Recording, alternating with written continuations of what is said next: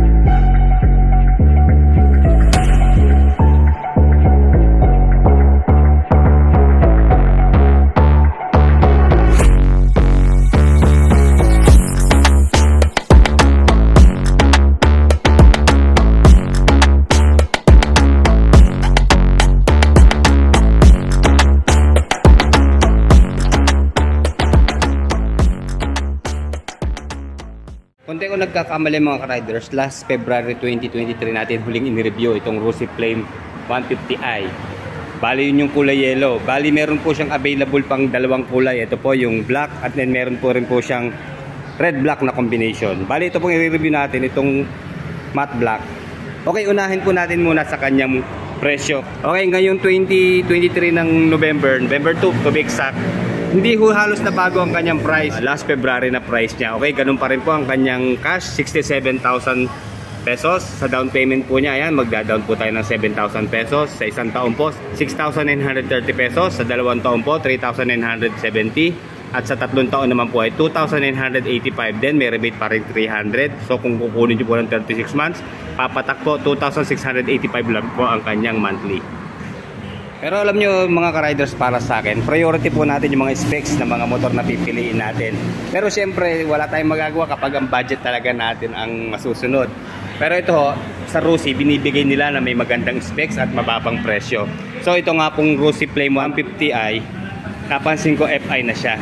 So dito pa lang, panalo na tayo sa kanyang specification. Siyempre, dalawa lang naman ang pipiliin natin eh. Si either carb type or sa FI. Siyempre, dito na tayo sa FI dahil sa panahon natin ngayon, mataas ang gasolina. So, doon tayo sa makakatipid sa gasolina. And then, siyempre, friendly pa sa ating environment. And then, siyempre, sumunod, dapat naka-LED na ang ating mga ilaw. Dapat mas maliwanag po. Alam naman natin, pag color white, mas maliwanag yan kaysa sa kulay yellow. At ito naman ang ibinibigay sa atin ng Rosie Flame. Bukod sa maangas niyang forma, magandang muka, meron pa rin siyang DRL na nakakatulong magpaliwanag ng ating harapan. Kahit sa liwanag, ito lang ang ating gamitin, solved na.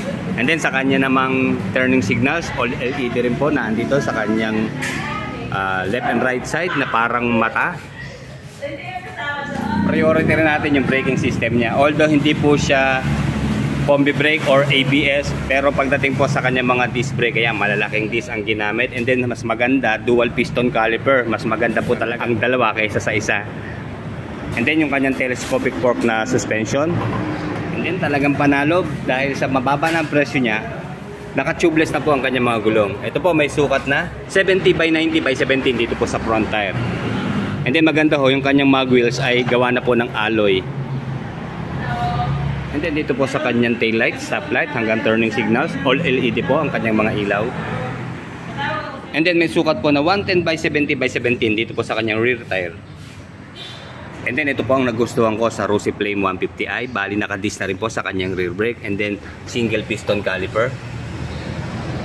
Alam naman natin kapag gantong mga mababang presyo, kadalasan po ay naka-drum brake yan. Pero dito po, sulit na tayo sa kanyang preno sa hulihan. And then mapapagkamala mo siyang walang rear suspension, pero maganda po ang pwesto niya, nakatago lang. Ayan, naka-monoshock na po sa kanyang rear suspension. Okay, sa kanya naman pong muffler, mapapagkamala mong walang heat guard, pero meron po siyang protection, itong stainless na cover niya. Okay, hindi po siya, nakasapin po siya, hindi po siya yung mismong muffler. Hanggang dito po papuntang elbow, meron naman pong metal na heat guard. And then maganda po ang sound dito sigurado dahil naka-dual canister na po siya. Okay, pagdating naman po sa kanyang engine specification, bali single cylinder, 4-stroke, 2-valve, air-cooled pa rin po ang kanyang cooling system, pero ito ang importante sa lahat, naka-FI na po ang kanyang fuel supply system. And then of course, 150cc displacement, and then 5-speed na po ang transmission na manual na Rusiflame 150i. And then sa kanya naman po maximum power, meron po siyang 10.5 horsepower at 7,000 RPM, and then sa kanya naman po maximum torque, nasa 11.5 Nm at 5,500 RPM. Okay, mapapansin nyo, medyo makitid or payat ang dimension nito pong si Rusiflame 150i. So meron po siyang 118 kg sa dry weight. And then sa kanya naman pong ground clearance, nasa 170 mm. And then sa seat height naman po ay maabot sa 770 mm. Alam nyo mga riders, hindi ko na po masyado binibigyan ng emphasis yung kanyang mga decals and graphics at saka yung kanyang pairings. Mas mahalaga po talaga sa akin yung kanyang specification. Pero dito po sa Rusiflame 150i, bukod sa magandang specification, napakaganda rin po ng kanyang mga decals and graphics. Okay, kayo na po ang mag-judge sa kanilang design na ginawa.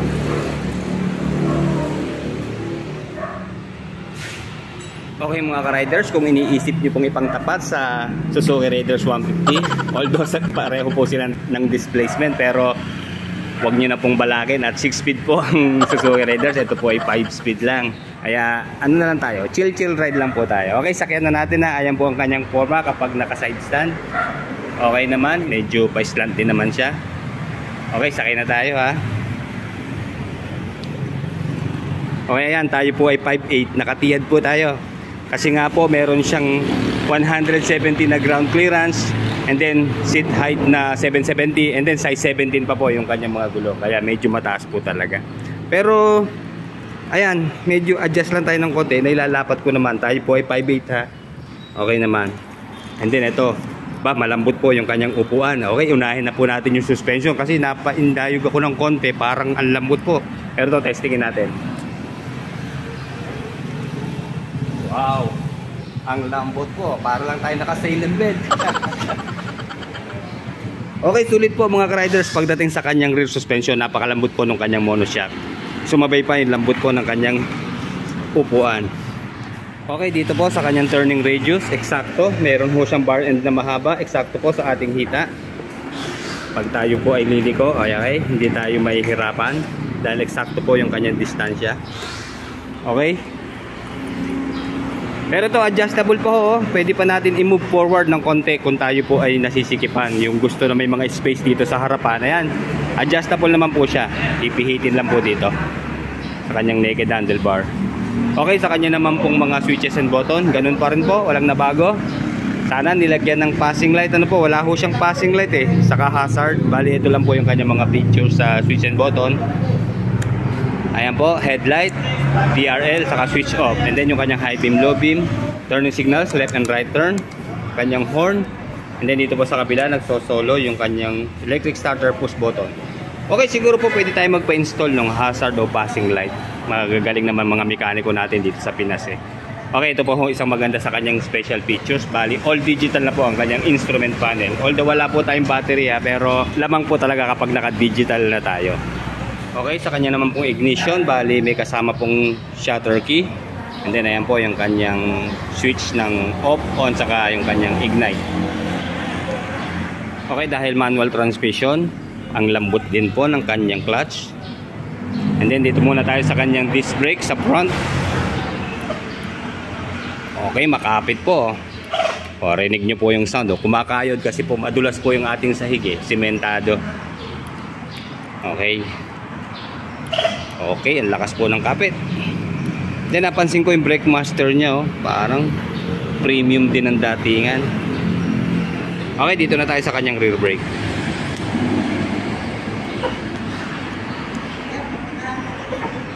Okay, medyo malambot po ng konti pero malakas din naman ang kapit.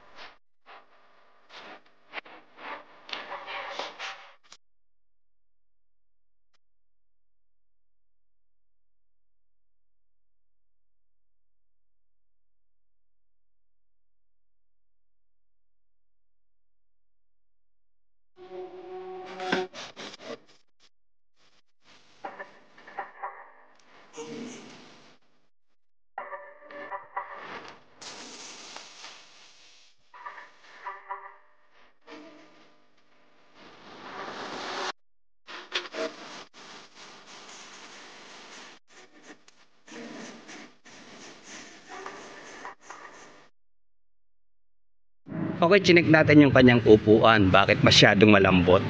Okay, maganda lang po ang taba siguro. Ayan, malalim po siya. And then, magaspang din naman po yung kanyang texture. Hindi siya madulas. Ayan. Okay, meron pong brand ng Rossi. Bali, stock po na ano. Ayan yung kanyang logo. Stock po na seat cover to. And then, wala po siyang U-box. And then pagdating po sa kanyang fuel tank, meron po itong capacity na 5.3 liters sa full tank. And then sa kanya naman pong fuel consumption nasa 45 kilometers per 1 liter. And then sa top speed, 105 kilometers per hour. Okay, hanggang dito na lamang po. Bali yun po ang kanyang update as of November 2, 2023. Like, comment, and subscribe sa ating channel. Salamat po.